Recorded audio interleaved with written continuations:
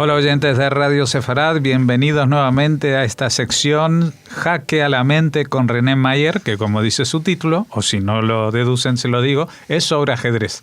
¿Qué tal? Sí, muy buenas. Aquí vamos a hablar hoy de un personaje que marcó el ajedrez de forma definitiva y yo creo que es el último, aún queda por demostrar, sí, el último jugador de origen judío que fue campeón del mundo. Ajá. Porque ya desde desde Garry Kasparov, Sí. Desde que más o menos el siglo XXI, ¿no? Se retirara, sí, a principios del siglo XXI, se ve claramente que los jugadores judíos ya van escaseando, y hay 2 o 3 que son fuertes, pero que no son competidores o aspirantes al título máximo. Porque ya se va perdiendo a medida que la informática ha penetrado el estudio del ajedrez, ya el talento es... Esto como lo de los diamantes, ahora ya cualquiera vende y hace diamantes. Eso que era una especialidad en el siglo XX, hemos visto, y a principios del siglo XX, se ha ido diluyendo. La supremacía de los jugadores judíos en la primera mitad del siglo XX era patente, hasta Botvinnik. Y desde entonces ya, desde tal Botvinnik ya ha ido menguando, y se puede decir, Garry Kimovich Kasparov, cuyo apellido debía ser Weinstein en realidad, pues... ¿Y lo de Kasparov es apellido artístico o se lo cambió? No, esto es, ya lo veremos, esto le viene de la madre, porque él es un armenio. La madre es armenia, ya lo veremos ahora. Bueno, muy Garry bien. Kasparov, lo presentamos, de mote, siempre ha llevado el mote el ogro de Bakú. O sea, Bakú es Azerbaiyán. Azerbaiyán, sí, perdón, Azerbaiyán, me he confundido. Pues digo, porque si no sería Gasparian. No, la madre sí que es armenia, pero él es de... Bueno, en fin. De Azerbaiyán, por ahí, de los Cáucasos. La madre es armenia, por eso me he confundido. Y se llama precisamente Kasparian. Kasparian, claro. La madre. Ahora veremos. Bueno, empezamos desde el principio. Sí. Entonces, digamos que Garry Kimovich Kasparov nació, es un signo de Aries, lo cual predispone bastante al ajedrez, un signo muy agresivo, directo, solar, para los que conocen la astrología. Y nació el 13 de abril de 1963, o sea que ahora va a tener pronto 56 años.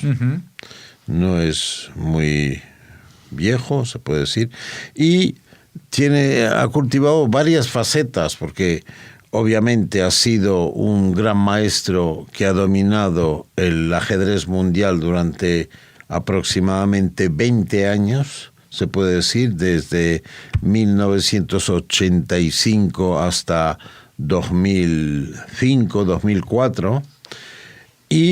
Pero además de jugador de ajedrez, ha sido un escritor prolífico sobre materia de ajedrez, y no solamente sobre materia de ajedrez, sino la conexión entre la estrategia ajedrecística, por ejemplo, y la estrategia en los negocios.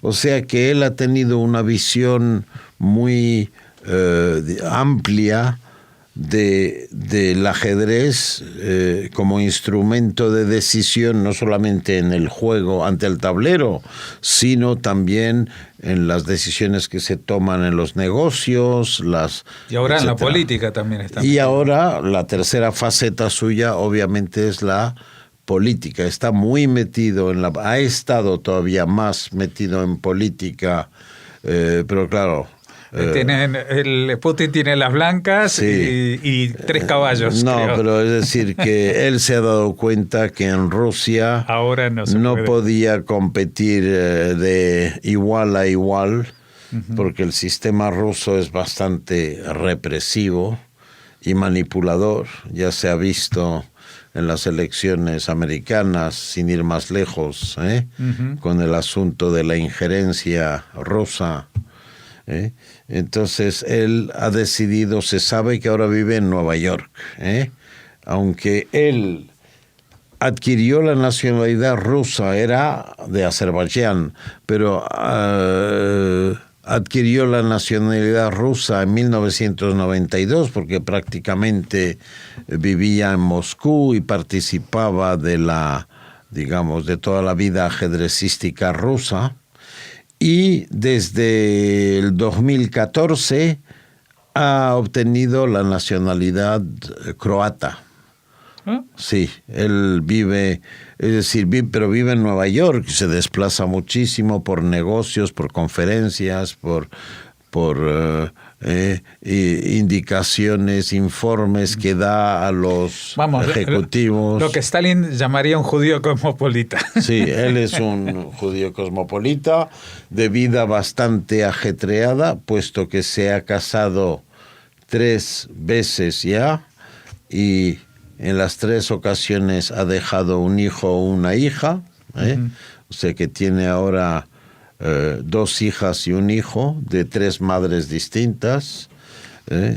Se sabe que se casó al principio, hasta el 1996, se casó con una tal Masha Arapova y tuvo una hija, creo que se llamaba Aida Kasparova.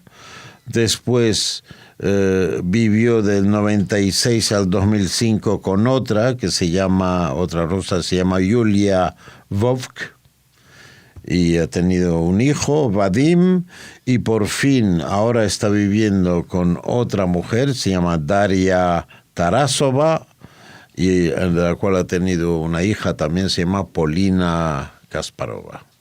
O sea, su vida bastante... De tablero en tablero. De tablero en tablero, y juego porque me toca. Y a veces con simultáneas, se imagino. Sí, y entonces, bueno, es un hombre muy, a diferencia de otros jugadores de ajedrez profesionales, es un hombre bastante culto, le ha encantado siempre la historia, es decir, ha estudiado siempre la historia de los países, habla varios idiomas, obviamente, y es una persona con mucho carisma. No es, si se le compara con Karpov, tiene ciertamente más carisma, y muchos le han acusado de ser un poco arrogante y el haber cultivado en demasía el ego durante sus 20 años de reinado. Pero bueno, es que era el mejor. ¿Cuántos hay que han estado ahí 20 años al frente del ajedrez mundial? Sí, era el mejor y fue una hazaña, se puede decir, porque realmente él, ¿cómo decirlo? Él es una bestia del ajedrez, en el sentido que fue el primero en los tiempos modernos en dedicar muchísimo tiempo a la preparación de las partidas, al estudio sistemático de las aperturas.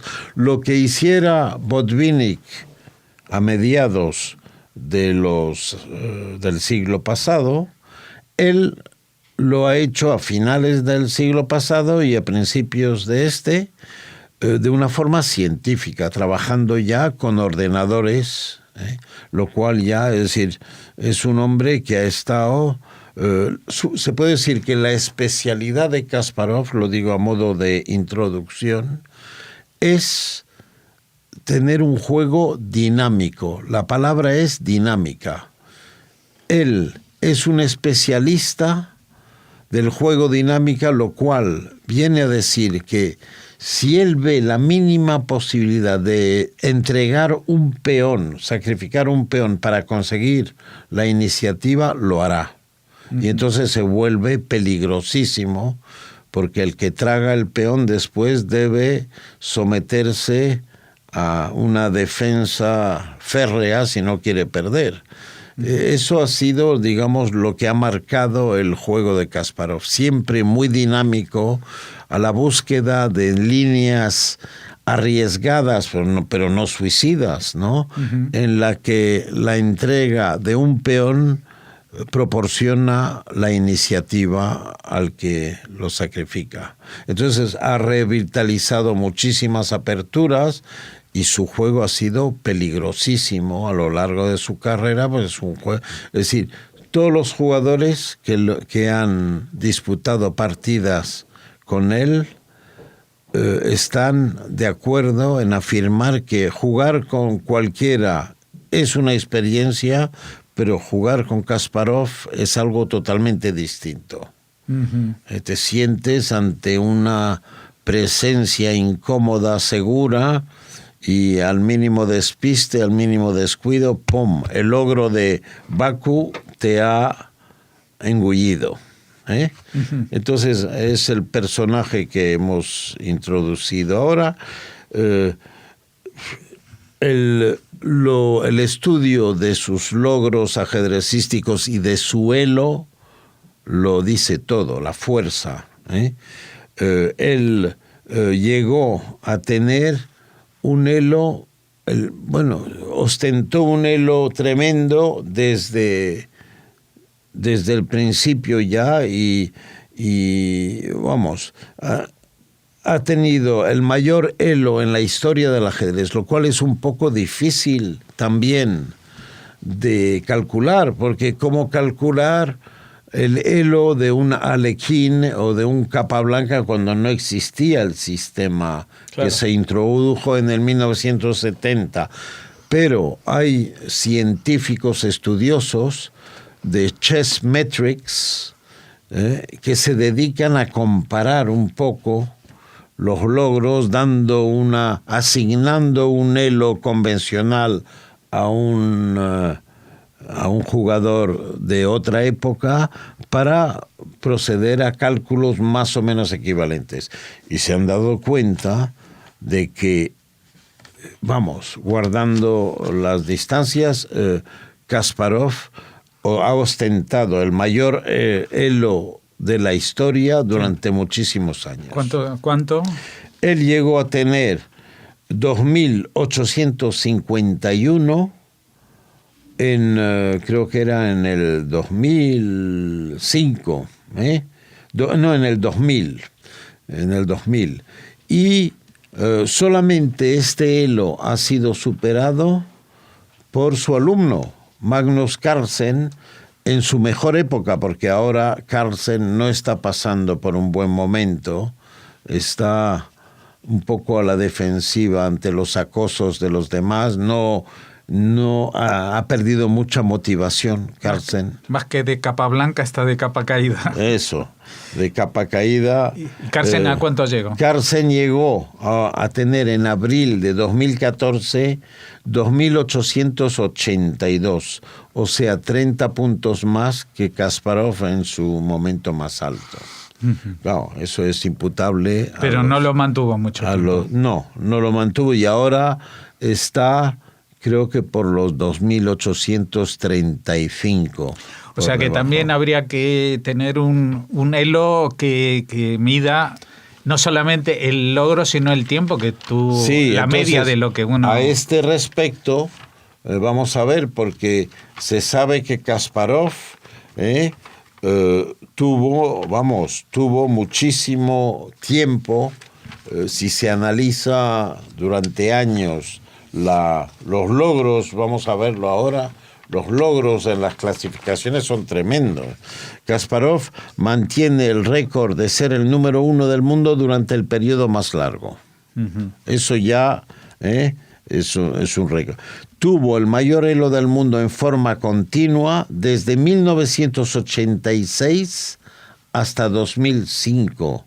es decir, durante 19 años. La única excepción es que el ruso Vladimir Kramnik, que por cierto lo derrotó en el match por el campeonato mundial al final, le igualó en enero de 1996. Bueno, fue después brevemente expulsado de la lista de Elo porque tuvo un encontronazo, una ruptura con la FIDE, la Federación Internacional de Ajedrez, en 1993. Y bueno, pero había otra lista que era la lista de la PCA, Professional Chess Association, que creó una entidad paralela porque no estaba de acuerdo con la Federación Internacional. En el momento de su retirada, pues seguía siendo el número 1 del mundo, con una puntuación de 2.812. O sea, es todavía un jugador fortísimo, porque claro, ha perdido, en ajedrez es tremendo. Te retiras y no compites, etcétera, y tu nivel baja enseguida, y además que el de los demás sube, porque los demás están al tanto de las últimas novedades teóricas, analizan las novedades de los torneos, en fin, es un mundo extremadamente competitivo. Bueno, se sabe justamente lo que decía de los cálculos alternativos que hizo Chessmetrics. Para los que se interesen, está en internet, Chessmetrics. Kasparov fue el jugador con más puntuación del mundo de forma continua desde febrero de 1985 hasta octubre de 2004. Y también mantiene la puntuación media más alta de todos los tiempos en un periodo de 2 a 20 años. O sea, y es segundo por detrás de Bobby Fischer, es verdad, en un periodo de un año. Fischer logró alcanzar 2.881 según Chessmetrics a 2.870, pero solo durante un año. Pero vamos, el Elo que ostentó durante casi 20 años es el récord mundial. Y Kasparov se puede decir que es el jugador más fuerte de todos los tiempos. Aunque hay que decirlo con cierta relatividad, pero es verdad que... Bueno, hasta el día de hoy, por lo menos. Hasta el día de hoy, a menos que surja un chinito...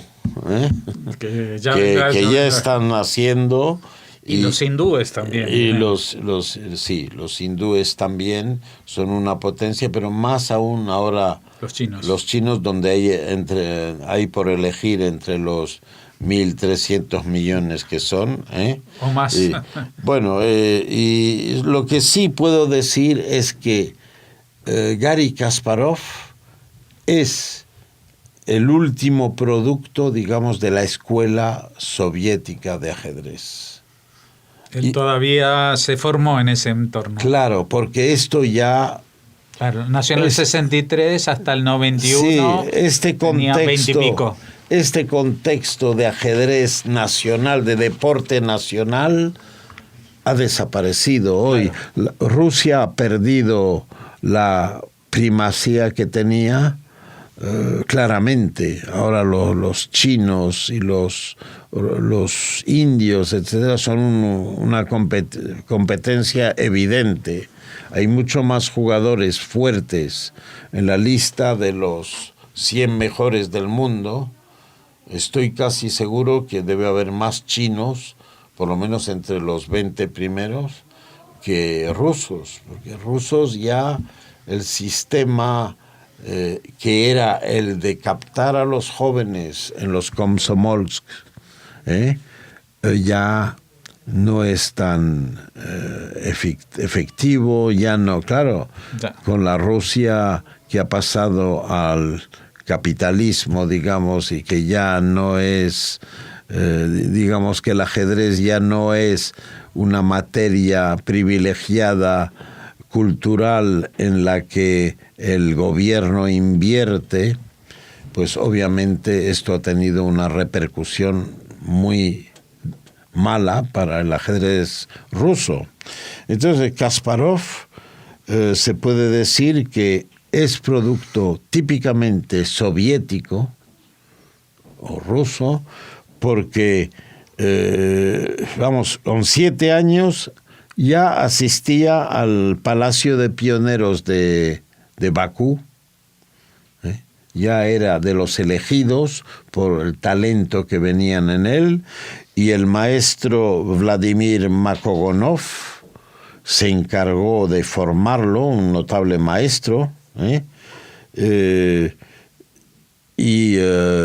pues desarrolló sus aptitudes posicionales, lo entrenaron, le enseñaron a jugar las defensas como la defensa Caro-Kann o el gambito de dama, maestros excepcionales que justamente se ocupaban de los talentos designados por el sistema. Había un sistema de selección, y después, a los 10 años, ya entró en la escuela de Botvinnik, lo cual ya es un referente. Esto es el estudio, era entonces el estudio científico del ajedrez, y lo mejor que podía ofrecer el sistema soviético, Kasparov lo disfrutó de ello, de las posibilidades de desarrollo, porque el ajedrez necesita mucha dedicación y muchos medios, aunque no es un deporte caro, pero a los entrenadores hay que formarlos, es decir, hay que pagarlos, quiero decir, y eran maestros de primerísima los que enseñaron, los que formaron a Kasparov.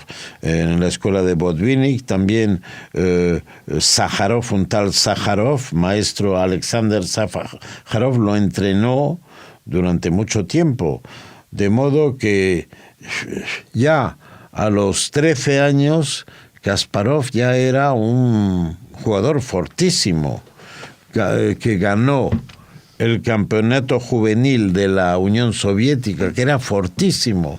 Lo ganó en 1976 con 7 puntos de 9. Y a los 13 años. Y repitió además la hazaña el año siguiente, en el 77, ganando con 8,5 de 9. Esto ya indica... Lo pulverizó. Y pulverizó a sus compañeros. Me imagino que el que le hizo tablas habrá estado muy orgulloso de por lo menos haber aguantado. Lo que sí puedo decir, se puede hablar un poco ya, puesto que hemos iniciado los principios de su carrera, hablar de la madre, que es como decíamos, la armenia Clara Shagenovna Kasparyan, de la cual tomó el nombre y lo rusificó de Kasparyan a Kasparov, y el padre, el judío ruso, Kimo Moiseyevich Weinstein. Y fue justamente el padre el que inició el joven Garry al ajedrez, y ya pronto vieron que tenía unos dotes excepcionales y estaba en el lugar y en el momento adecuados para llegar pronto a ser campeón del mundo más tarde. Y nuestros oyentes están en el lugar y en el momento adecuados para seguir esta historia que se va a prolongar y que dentro de 2 semanas volveremos a retomar, como siempre, de la mano de René Mayer, aquí en Jaque a la Menta. Gracias. Era la introducción. Por supuesto, tendremos que hablar largo y tendido del tema. Claro, le dedicaremos, yo creo, 3 o 4 programas, porque es muy importante, Garry Kasparov.